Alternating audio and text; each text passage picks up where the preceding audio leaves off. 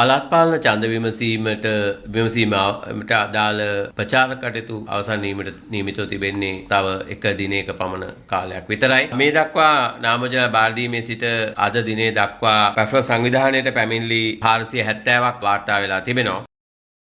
මේ අතර සිද්ධීන් 20ක් ප්‍රචණ්ඩකාරී සිද්ධීන් වාර්තා වෙනවා. ඒ වගේම සිද්ධීන් 17ක් රාජ්‍ය දේපල සහ රාජ්‍ය බලය අවභාවිතා කිරීමට අදාළ තහවුරු සිද්ධීන් හැටියට වාර්තා වෙන්නේ. ඒ වගේම ඡන්දායකයින්ට සංග්‍රහ කිරීම, දේශපාලන අරමුණු ඇතුව සංග්‍රහ කිරීමේ සිදුවීම් 20ක් වාර්තා වෙනවා. සෙසු සිදුවීම් බහුතරයම නීතිරෝධී ප්‍රචාරණ කටයුතු වලට අදාළව තමයි වාර්තා වෙලා තිබෙන්නේ. කොමුණත් අපේක්ෂකව 71,000 තරඟ කරන වටපිටාවක මේක බරපතල තත්ත්වයක් හැටියට අපි දකින්නේ නැහැ. විශේෂයෙන්ම රාජ්‍ය බලය සහ රාජ්‍ය දේපල අවභාවිතය සංවිධානාත්මකව සිදු කරන ස්වරූපයකුත් දකින්නට නැහැ. යත් සාධනීය ලක්ෂණයක්. හැබැයි රජයේ සංවර්ධන ව්‍යාපෘති, ඒ වගේම සුබ සාධන වැඩසටහන්, දේශපාලන අපේක්ෂකව ප්‍රවර්ධනය වන ආකාරයට ඒවා ජනගත කිරීම පිළිබඳව අපිට වාර්තා වෙලා තිබෙනවා. ඒ වගේම සමහර අපේක්ෂකයින් රජයේ සංවර්ධන ව්‍යාපෘති තමන් ජයග්‍රහණය කළොත් ක්‍රියාත්මක කරන බවට තම තමන්ගේ Facebook පිටු හරහා තමන්ව ප්‍රවර්ධනය කිරීම සඳහා භාවිතා කිරීම පිළිබඳව වාර්තා වෙලා තිබෙනවා. ඒ වගේම පත්වීම් ලබා දීම පිළිබඳව සිදුවීම් කිහිපයක් මේ කාලය තුල එහිදී දේශපාලන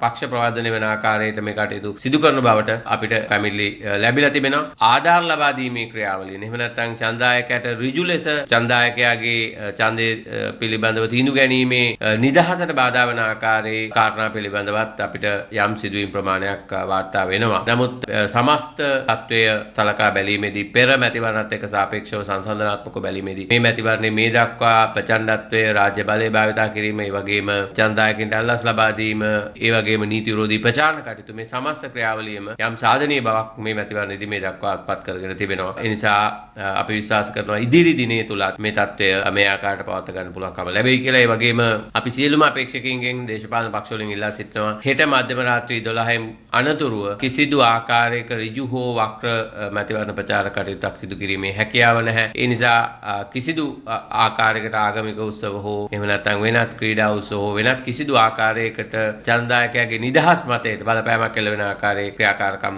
වල යෙදෙන්නට එපා. ඒ මොනොත් ඔබ කරන්නේ නීති ඉදිරියේ වැරදක්. ඒ වගේම ඔබ ගැන විශ්වාසයක් නැති පුද්ගලයෝ බවට තමයි ඒ අනුවපත් වෙන්නේ. ඔබ තවමත් ප්‍රතිවර්ණ ප්‍රචාර කටයුතු සිදු කිරීමට උත්සාහ දරනවා නම්